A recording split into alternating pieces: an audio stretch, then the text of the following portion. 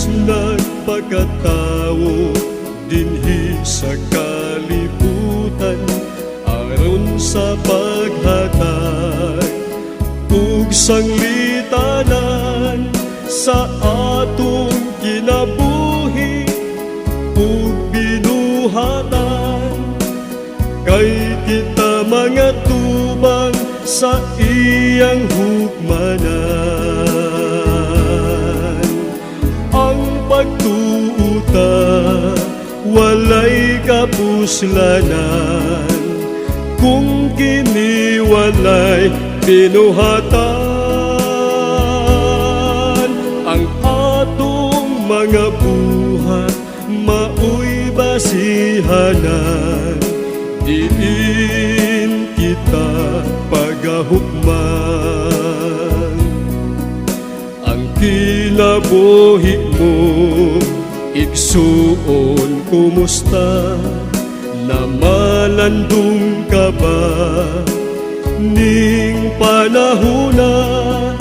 Kung si Jesus mo balik, ikaw andam na ba nga musugat kaniya? Ang pagtuuta walay kapuslanan kung kini walay binuhatan. Ang atong mga buhat maoy basihanan, diin kita pagahukman.